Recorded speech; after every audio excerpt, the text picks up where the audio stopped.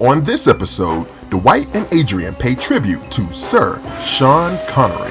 Connery passed on October 30th, 2020, and we wanted to take the opportunity to reflect upon his imprint on cinematic history. While most will forever regard Connery as the definitive James Bond in beginning the titular franchise, his filmography is rich with other roles equally as memorable.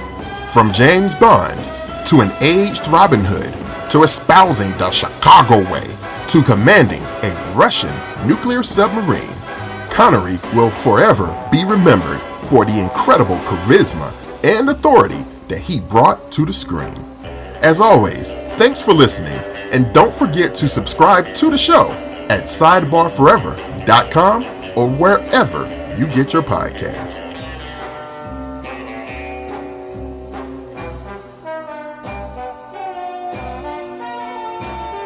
Welcome back to Sidebar Forever. Yes. As my co-host Dwight Clark mentioned, welcome back to Sidebar. I'm the other co-host, Adrian Johnson, and we just wanted to come back with a brief tribute to one of the greatest actors to ever do it. You know, just passed away this past week. And that would be Sir Sean Connery. Yep. Or Sir Thomas Sean Connery. Sean Connery. There you go. There you go. Put some respect on his name. Yeah, definitely. Yeah.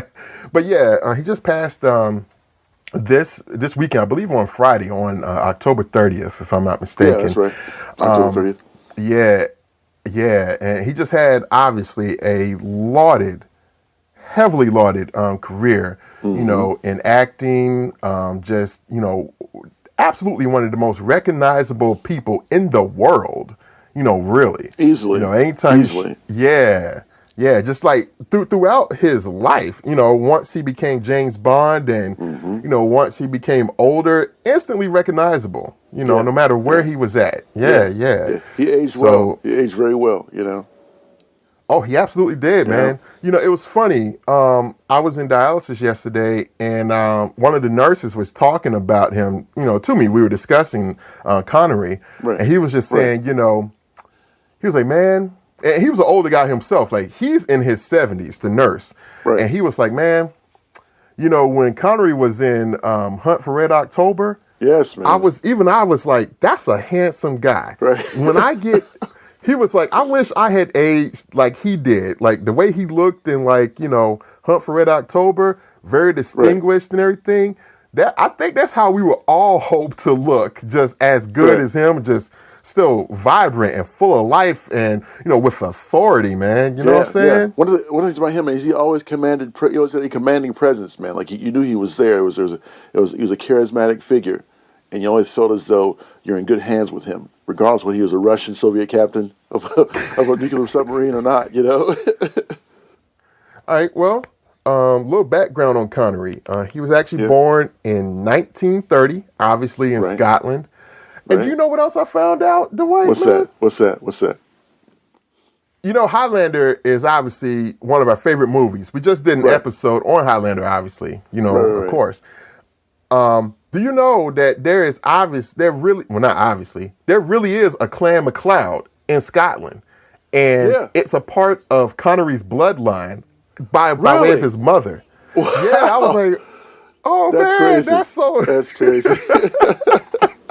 Yeah, his mother, her bloodline goes back to the actual Clan MacLeods, and they actually have a certain design of kilt, like it's a tartan design with like green and black. So I was like, what? That's impressive, man. That's impressive. That's pretty cool. Yeah. Man, to think you trace your lineage back that far, it's pretty incredible, man. You know, it's. I went to his website the other day, and on his website he's posing in his kilt and showing his for tartan. sure. Like, yeah, we got to paste that, man. As part of the images. Pretty awesome. Yeah, man. And he served in the British Navy after World War II. I think about 46 through like 49. Yeah, right? yeah. Yeah.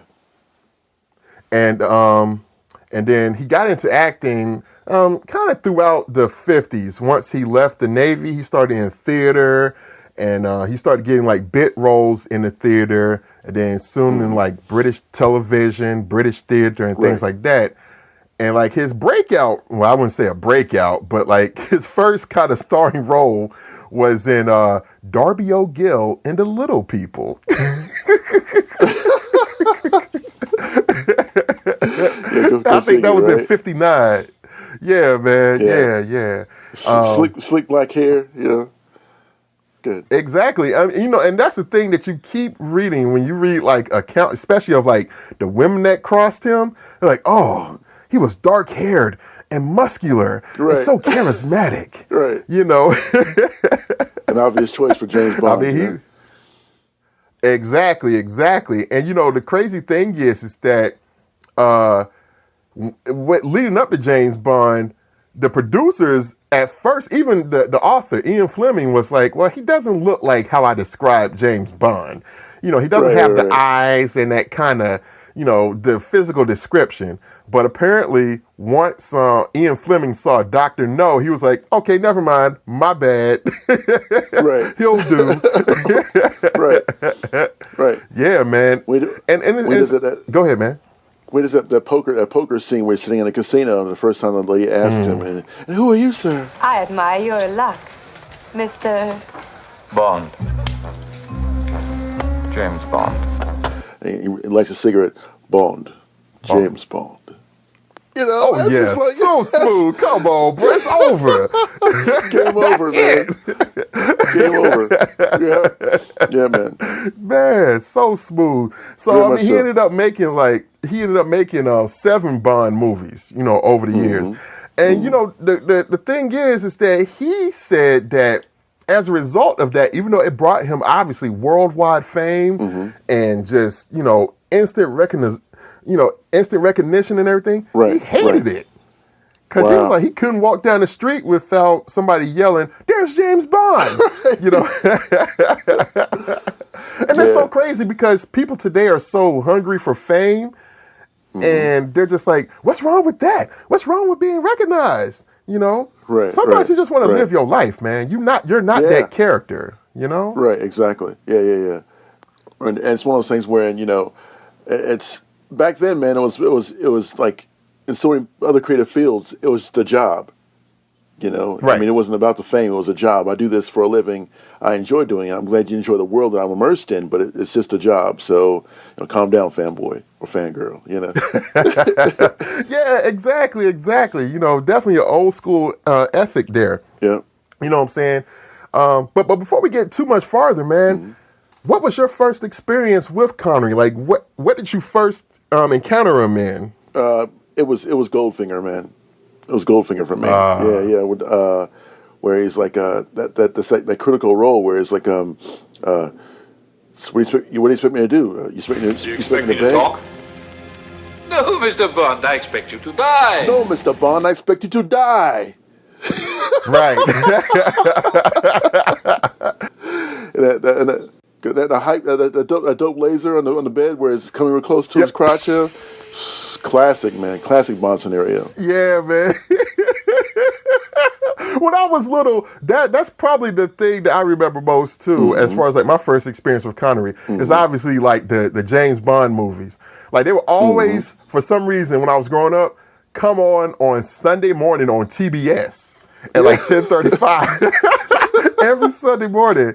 But I remember Time Life or somebody like that had a commercial where they were selling like a collection of the Bond movies on VHS when I was growing up. Right. And they would play that clip every single time in the commercial to end the commercial. Yeah. So I was like, oh man, this is cool. So that was my first experience as well, just with the Bond movies with him. Yeah, man. You know what I'm saying? Yeah. And just always a presence, like even when he would sneak, I hate to say sneak, but they would kind of give him cameos. You weren't expecting him, Right. He seemed to love to do that because he did a lot of cameos over the years. Like for instance, there was a movie when I was a kid called Sword of the Valiant. It came out in '84. Okay. With I know I'm going way deep here. It starred Miles O'Keefe as the Knight, as the Green Knight or whatnot. Okay. And at the end of the movie, Connery shows up.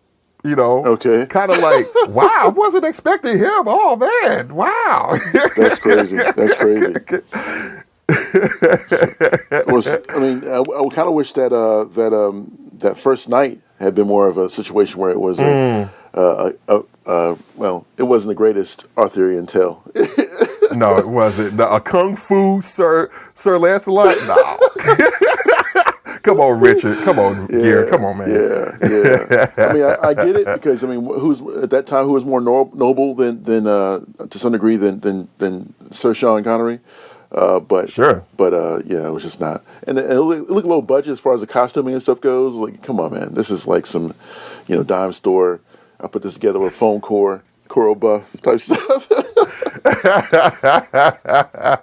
Oh man, yeah. But running down a list of movies that he had over the years, man. I mean, we got Dr. No in '62, right? From Rush with Love in '63, right. Goldfinger, the aforementioned Goldfinger in '64. He's the man with the diamond touch. Yeah. You don't go in. Yeah, man. Great stuff. That shit is dope, it really man. Is, man. It really is. Mm-hmm. Yeah, and then he worked with Alfred Hitchcock in 1964 with Marnie. And I tried to watch Marnie, man, as a kid. And I was expecting James Bond because he still had the gray suit and everything, right? Right. So I'm thinking, okay, why isn't he doing Bond-type things? Right? What's going on? Yeah. He was definitely typecast, man, after doing Bond, man. There's no way in the world for a while he could break that mold, Yeah, exactly, man. In '65, he did a movie called The Hill. '67, You Only Live Twice, which for the longest time was my favorite Bond movie because he went to Japan in that one. Yeah. Yes. It was dope, man. Yeah, man. I like Thunderball too, man. Thunderball is awesome, man. Oh, that's right. How did I skip over Thunderball? Oh, crap. Sir. Yeah, Thunderball, 1965. Heck yeah. Yeah, man. When he crashed that fighter plane into the water, and they had to go in the water to get it, and he was fighting underwater. Man, I love that, man. I wanted to and then like the underwater, man, the underwater fight between the two sides man. with that was incredible, man. That was incredible. Great stuff, man. Great scenic material. Heck yeah, man. Then he did Diamonds Are Forever in 1971, and that one I'm like, Yeah.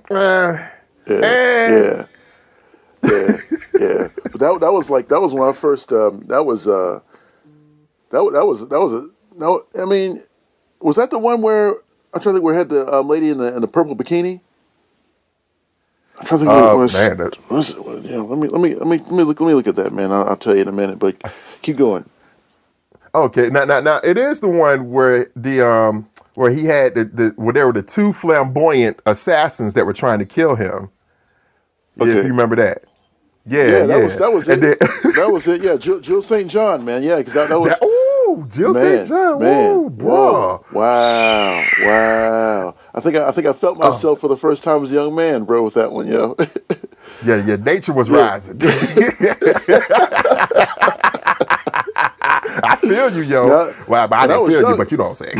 Right. And I was young, dude. I was I was super young. I think my brother had just been born at that point, man. So I was like, oh wow, okay, like 4 years old. But I knew at that point, it's about the Vimins for me, yo. Yeah, yo, something going on, yeah, man. Right. And you know the thing I remember about that movie, man, where the two assassins they corner Jill St. John and Bond on a cruise ship.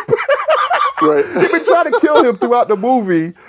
And so they try to get him one more time, and Bond tucks a sheet or a napkin underneath the dude's crotch, and the dude's like, ooh!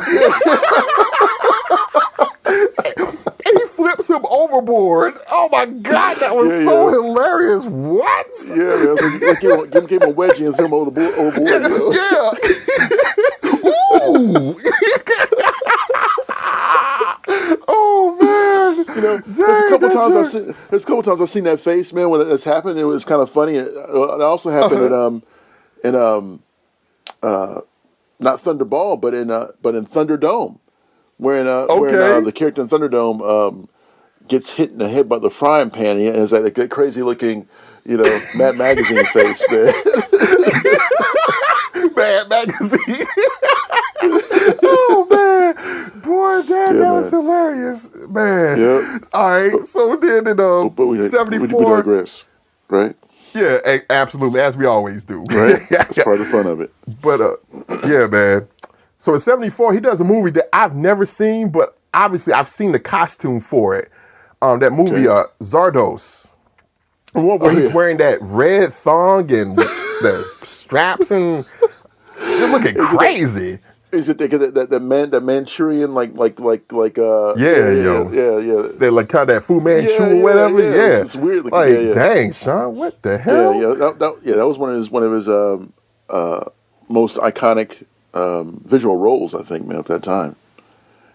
Yeah. Just for that red costume. Yeah. I guess he really wanted to get away from Bond, and he really did. Right, he moved hard away from it. That's for sure. Yeah, hard left. Then in 1974, also a Murder on the Orient Express. Okay. Yeah, an adaptation of the Agatha Christie novel. Right. The classic Agatha Christie novel. Then in 75, he has The Wind and the Lion and A Man Who Would Be King. And I need to see those because I've always heard great things about those movies, man. Yeah, those are just good movies. Yeah, man. 76, you got Robin and Marion, where he co-starred with Audrey Hepburn. Oh, and he was an aged Robin Hood, still fighting against the sheriff of Nottingham, played by Robert Shaw. From Quinn from Jaws. Yeah, Quinn from Jaws, and and I still want to see that too. Like that period of Connery's work, I really need to acquaint myself with. You know what I'm saying? Right. Yeah, because it really looked like he was enjoying himself, in terms of taking other roles outside of just being typecast, Yeah. 77, he did A Bridge Too Far, a World War II drama. Right. That's a long-ass movie, but I love it. I love those World War II epics. In 81, he did Outland. Yeah. They did an adaptation of that, a comic adaptation of that. Starenko did. Yeah. It was and that's how I knew of the movie. Right? Yeah. Was it in the Epic magazine or was it in Heavy Metal? It was one of those two. I think it was in Heavy Metal. It was in Heavy Metal. Okay. Yeah. Okay. Mm-hmm. It was good, man. It was good. Oh yeah. Yeah. See, I've never seen the movie. Like I've only known the comic adaptation. Right. And I've always wanted to just go back and see the movie itself. Right. You know what I'm saying? It's kind of slow at times, but it's very dark. But it's cool, and it's definitely not James Bond. That's for sure. I mean, this guy is more fallible. Oh, okay. He has more human issues, more human foibles and whatnot. He does things, but he's pretty cool. In result. Oh, okay, cool. And speaking of James Bond, he did reprise the role one more time after this with Never Say Never Again in 1983. Right. And I almost don't even count that as a Bond movie because he's too old for the role now. Okay. It's just like, no. Then he's trying to. Then the scene I remember is him trying to play this crazy ass video game with the villain of the movie, and it's just like, so it's the yes, they're sitting at a tabletop table. Okay. A tabletop table. They're sitting at a tabletop, right? Right. And they're holding joysticks. And this was 83, so it's at the very beginning of like the video game craze. Arcades and stuff. So I guess they tried to sneak that in. Right. Now I just remember him playing this crazy game opposite of the villain, so I guess they're having a tete-a-tete against each other. Right. Or whatever. Now, and the other thing that go ahead. Is this the one where we face off against Blofeld and he dumps Blofeld into the smokestack? I don't know. No, that was actually the one before this with Roger Moore. That's right, yeah. Whichever one that was. Right. Threw him off a helicopter. Yeah. It was hilarious, man. Like, dang. Right? Oh, man. But you know, the other crazy thing I just found out about Never Say Never Again, man. What's that? I read that Connery broke his wrist during the filming of the movie, right? Damn. But to get the crazy reason, though, his wrist was broken because he was rehearsing a fight scene with the fight choreographer on the movie, who was, wait for it, Steven Seagal. Wow. Seriously? That's crazy. Yes. Man. Steven Seagal. I was like, oh, come on, bruh. Wow. Dang, you gonna break James Bond's wrist, Joe? He did it on purpose, yo. He did it on purpose because he's hating on him, bro. He's like, I could have done those damn James Bond movies. Look at my steely gaze. I could raise my eyebrow, too.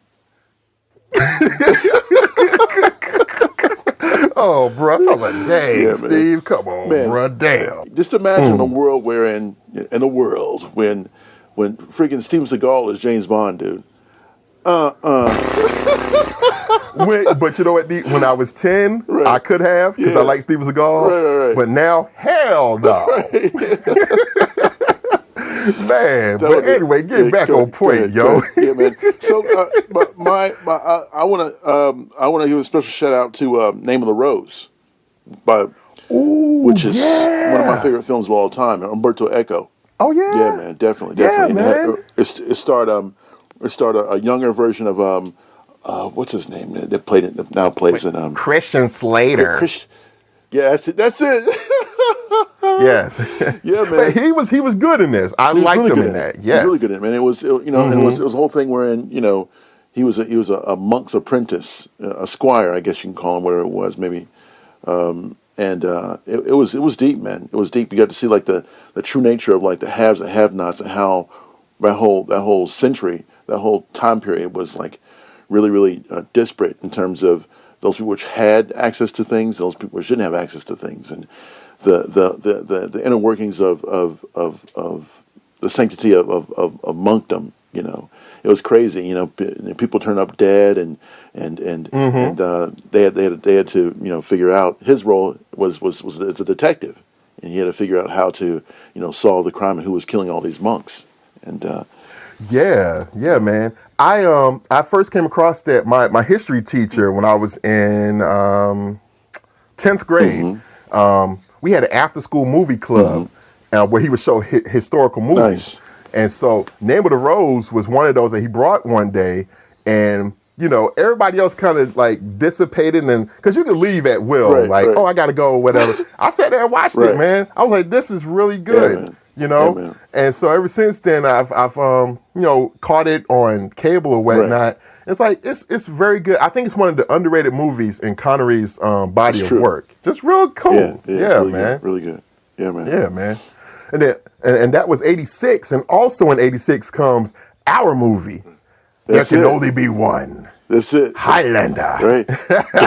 Don't lose your head. Yeah. Yeah, man. Yeah, man. Ramirez. Ramirez. Yes, sir. Yeah, man. Incredible, man. You'll haggis. Haggis? Right. How revolting. Right? You'll peacock. Man. Which is funny now that you mention it, man. Sean Connery, the person actually knew what haggis was. Yes. I wonder if he actually had that written into the role, or if he was able to give them some insight as to what Scottish, foods were, and what they knew already automatically. That you know what? I suspect that's probably what happened. Just of course he knew what haggis was. It was just kind of like an in joke. I'm sure he loved haggis. Right. Exactly. But his character, being from Spain and whatnot, wouldn't know what it was. But yeah, exactly. So it was, probably a cool in joke. Man. Then in '87 you got The Untouchables. Yes. Directed by Brian De Palma. Yes. Dun dun dun dun dun dun. Oh man. Yeah. That was a cool movie. I loved that when I was a kid. Yeah. Me and my mom would watch that. She popped the tape in, and we'd be sitting there just watching it, man. And he won an Academy Award for that. He sure did. Deservedly so. Yeah. That's one of his best roles, man. Malone, Jim Malone. Yeah. It's the Chicago way. Right? Yeah. That's it. Chicago. That's it, yo. Chicago way, yo. Yeah, man. It's like, just like to bring a gun to a knife fight. Yeah, man. But man, he went out. Oh, he went out hard, man. Yeah, man. Oh, it was gut wrenching, man, because you didn't want to see again. The two things happen in that situation, right? One is because he's Sean Connery and because he's James Bond, you're not used to seeing him die. You know, right? And so it hit you doubly hard because you like the character that he was playing, and then in terms of him being James Bond, it's hard to watch him go out like that. And then essentially be like double teamed and assassinated. It was what happened. You know, it was wrong. You know, so yeah, they were waiting on him. So it hit extra hard, man. Great role. and you know the thing is too is that while you mentioned that, I'd read that he felt the same way. He didn't want all the squibs set up on him. He was like, man, why y'all got to put so many squibs on me? And I'm James Bond. So he tried to play that card. Did he really? But De Palma was like, no. This is what the script is. We got to let's just go with it. Right. Well, yeah. Like Frank Nettie said, you're gonna die today. Frank Nitty. Yeah, yo. He held his ass too, man. He held his ass too in James and Untouchables, man. He deserved it, bro. Man. Yeah. So after Untouchables, we go to 1989 and another one of his signature roles. That is the father of Indiana Jones in Indiana Jones and the Last Crusade. Junior. Yes. Don't call me that. Junior? Right? Yo, man. They were such a great team in that movie. Ford and Connery. They really played off of each other. Well. Like, you really believed that they could be father and son. And you know, and I'll say as well, watching that movie will sometimes bring a tear to my eye. Like, because I'm a stickler, especially after my father's passing, for like that father-son dynamic. So when they're that close to the grail and the temple's collapsing all around them, and Indy's like, I got it, I can still get it. Right. And Connery's like, let it go. Yeah. Like, you're more valuable to me. Right. Just let it go. Yeah. And then Indy's like, man, that just gets me every time. He's like, man, you're more valuable to me, man. Just let it go, son. Let it go. Yeah. Damn. Yeah, great moment. Brings a tear to my eye, man. Yeah, man, it's a great moment, man. That's what good movies do, man. They transcend the fact that they're on screen. You're watching them. They bring you into it for a moment that's capturable in time and remarkable. Yeah, man. Yeah. Yep. So after that, we go to 1990. Okay. Hunt for Red October, man. Yeah. Yes. Great role. That poster, man. Oh man. That poster, man. Iconic. Yeah. Iconic. That deep red, his face. Yes, man. The submarine shadow. Oh, yes, that's all you needed. That's all you needed. And it wasn't about him. It was he was the main figure, but in the movie it was about Jack Ryan? Jack Ryan's character, So it was like, which is played by one of the Baldwins. Alec Baldwin. Yeah. Yes, Alec Baldwin. Yeah. Yeah, man. And they played off each other very well. Like, when they finally meet up near the end of the second act of the movie, and they finally start playing off of each other to get down to what is going on here, they have some good interplay back and forth, you know what I'm saying? And you can believe, and it's funny how the movie, that's the other thing I wanted to mention. All of Connery's roles, they find some way to explain his accent. Right. He's playing an American, but he still has a Scottish accent. Right. So they found a way to explain that. And in Hunt for Red October, they tried for like the first 5 minutes to speak Russian. Right. Everybody's speaking Russian. Then they kind of zoom in on his lips. And then he turns English, and they pan back. It's like, no, going forward, he will be speaking English. Right. Yeah, he does Sean. That's what he does. He's not gonna do anything else besides Sean. So we'll capture him at his best doing that. But it was an admirable try. It was like it was. Yes. It was like that time when it didn't bother me that much because you're so into the role of the character. But it's like that time when in the beginning when Halle Berry's playing Storm and she's trying to speak, I guess, some kind of African dialect. It's like, okay, yeah, you don't do that too well. Let's just cut that. Just be Halle. Just be, that's what he had to do for, basically for Sean too, Yeah, just drop it. Right, forget it. Kill the accent, Oh man. So going forward, also in '90, he had the Russia House, which I think was with Michelle Pfeiffer. Okay, I didn't see that. And then in '91, oh man, you know what I'm about to say. In 1991, the movie that should not be named, but we got to. Will not be named. Yeah. The quickening. Well, I got to, D. Well, name it with a quickening. Pass over it.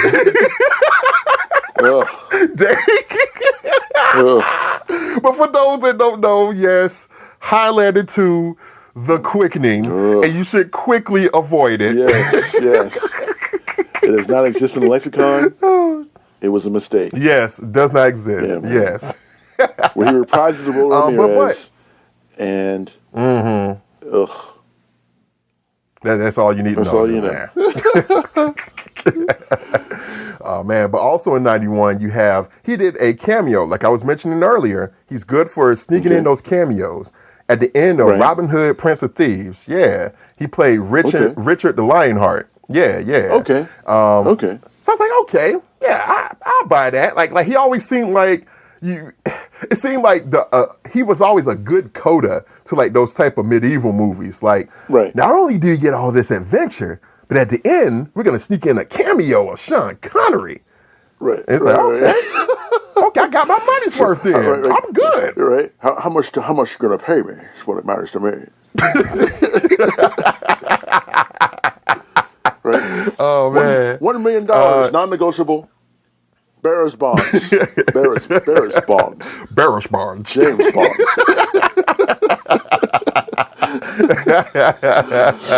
Oh man. So in '92 you get Medicine Man. Okay. Directed by John McTiernan. Obviously of Die Hard and Predator fame, and so and Hunt for Red October. So you're thinking, oh, this might be good. Right. If you've never seen it, don't worry about it. Right. Okay. The concept was good, but it didn't quite work out. Yeah, it didn't quite work out. There's another one after that that did the same thing. I think it started. I think it had his son Indy in it. It had Harrison Ford in it. That was along those lines of him going into. I see. Yeah, him going into I forget the name of the movie it was going in. It was. You know what you're thinking about? You're thinking about Harrison Ford. You're thinking about that movie 40 Days. No. The damn, it's on the tip of my tongue. Harrison Ford is living in the jungle with his family, right? Yes, that's it. Is that what you're thinking of? Yeah, that's the one. Dang, it's on the tip of my tongue. Right. It's the yeah. Skip that. Watch it hit me after we get off the mics, man. Of course. Yeah, man.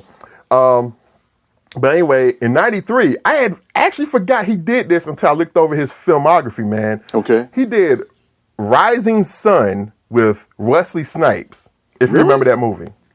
Yes. Based off of, it was an adaptation of the Michael Crichton novel. Okay. About, there was this murder, and there's this Japanese corporation in California, in Los Angeles, and he plays a Detective Connor, John Connor. Right? Yeah, man. And obviously Wesley Snipes is doing his early 90s Wesley Snipes thing where he just kung fu kicks everybody, you know what I'm saying? Detective Webb. And I thought they worked okay together. Like him and Snipes were kind of an unlikely pairing, but it kind of worked, you know what I'm saying? Okay. Yeah, man. Interesting. I'll look into that. Yeah. Then in '95, you got the aforementioned that you brought up, First Night. Yeah. You know. Yeah. Yeah. 96 brings you to Dragonheart. Yes. Where he voiced the character of the dragon Draco. Right. And that was a step forward in cinematic technology too, in terms of the rotoscoping and making giving human features to and human qualities to a lizard, essentially.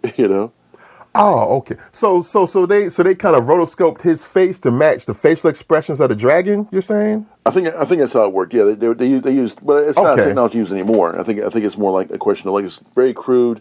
The dot technology used now, where they put the dots on your eyes and your face to measure the mid distances and things like that, and see the facial expressions. But yeah, it was a leap forward in technology, and I think that, of course, that was done by not Lucasfilms, but by THX, not THX. ILM. Yeah, it was a leap forward. Yeah, of course. Yeah. Oh yeah. So, okay. So it was good for that. Cool. And then also in '96 we come to The Rock. Oh, Michael Bay. Yeah. Nicolas Cage. Right. Ed Harris and Sean Connery. Michael Bay. I blow shit up good. He did. Like that movie, I will admit, out of those Michael Bay movies, I kind of like that one the best. I don't know, it just had everything working for it. And plus, Connery, he makes a man out of Nicolas Cage, Right. Yeah, man, just the way that he just like goads Nicolas Cage on Stanley Goodspeed or whatever his name was. You sure you're ready for this? I'll do my best. Your best? Losers always whine about their best. Winners go home and fuck the prom queen. It's like, you're gonna do this? Or, winners, they don't take no for an answer. They take it, go home, and they fuck the prom queen. I was like, man, like, for real, if Connery was like your personal life coach, you would get so much stuff done.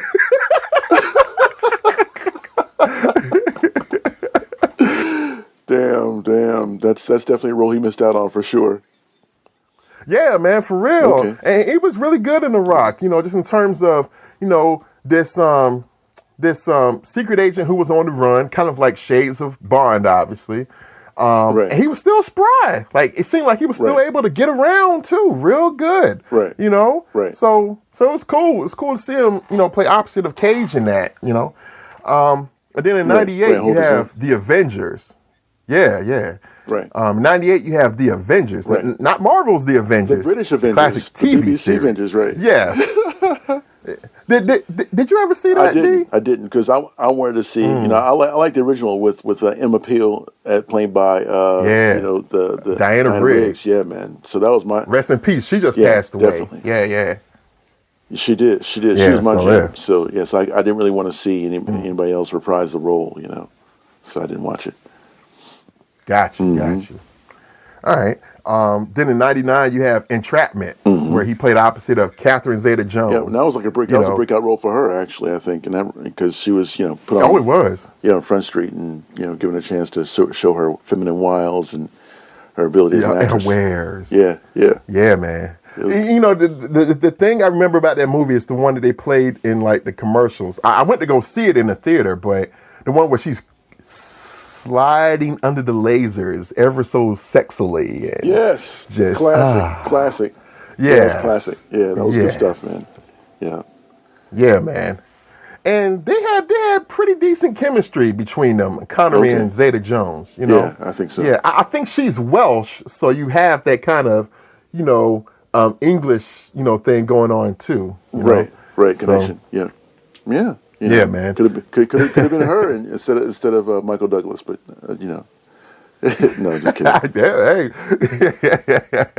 Oh man. So then in 2000, you get he was married at the time already. For the second time. So, no, I'm saying that he was married. He was married already for the second time already. So he wasn't interested in having a coup d'état with her, or anything like that. So coup d'état. Oh man. All right, so then in 2000, we got You're the Man Now, Dog. Finding Forrester. Yeah, man. Like that, I think the thing people remember about that movie is just the fact of that line right there, which has become a meme itself, And if I'm not mistaken, didn't Greg Manchess painting of Forrester in that movie? Why do I feel like I remember him saying that, or I remember reading that somewhere? There's a painting of Sean Connery as Forrester that's in the movie, like it's hanging up, and I want to say that Greg Manches painted that. I might be mistaken. You got me now, man. Now I got to do some research on that one, because I want to say it sounds right, but I'm thinking about the Timberline, and I'm thinking like maybe there's some conflation between the two. I don't know, but it's a possibility. Yeah, because the reason I'm thinking that is that I remember way back when you and Swain interviewed Manchester on our previous incarnation. Right. And he brought up Finding Forrester, and he even says the line, "You're the man now, dog." Right. And you guys had a big laugh. Yeah. And I'm wondering, why would he bring that up in context if it wasn't for that? So, again, when I get off the mics, I'm going to look that up. Exactly. And I'm going to make sure, man, it's going to bug me now. Right. But, yeah. And then we come essentially to the end of Connery's career, which is really, this movie, he retired basically after this movie, and he said so. Right. That is League of Extraordinary Gentlemen in 2003. Yes, man. And he said that after he did this, it was so much trouble. The director, Stephen Norrington, was so much trouble. The script, just everything about the production was so trouble. He said, I am really too old for all of this. He did a Murtaugh. I am too old for this shit. And he retired. Alan Quartermain. Damn. Yeah, yo. Yeah, he oh, you know what? Now, Swain, if you listen to this, I owe you an apology. Swain had mentioned when Connery passed on Friday, we were mentioning the roles, us three, back and forth, just, kind of remembering him. Right. And Swain had said, oh, he was Alan Quartermain. Right. I was like, no, he wasn't. Yeah. And I was adamant, no, he wasn't. Right. But now that I see League of Extraordinary Gentlemen, yeah, he was. My bad, Swaz. Right. My bad, man. Right. Hey, that's why you should be here. That's why you should be here, yo. Right. Yeah. And it's odd because Alan Quartermain basically was supposed to be immortal to some degree, right? Wasn't he supposed to be immortal? Yeah, so because because I think in the end of the Extraordinary Gentleman, when he's supposed to be dead, his hand pops out of the grave. And they were kind of posturing for or posing for a possible, League of Extraordinary Gentlemen 2, which would have been, no. It's one of those things where it was an interesting comic book adaptation of all these different characters from various parts of historical fiction, and it culminated into this pretty cool comic to read, but didn't really translate to film too well, even though they did a really good job, I think, with a lot of the character design. It's just that each one of those characters needed room to breathe, and prose can breathe better than when you're getting on the landscape of a film, So I think that's what part of the disservice that was done to it, in a lot of ways. And comics, you're not dealing with charisma either. You're dealing unless the characters have been like Wolverine charisma or Jean Grey charisma, or whatever the case may be. Those characters are built up over a number of years, and you know how they react based on how they're written. But you're not dealing with the humanistic equation of charisma. So you just read the books and interpret the way you want to. But with films, it's none of that. Films is all about the actor. Films about the actors. That's the problem with Tom Cruise playing different roles besides, I guess Ethan Hunt at this point. It's because you always see him as, Ethan Hunt now at this point, So. Yeah.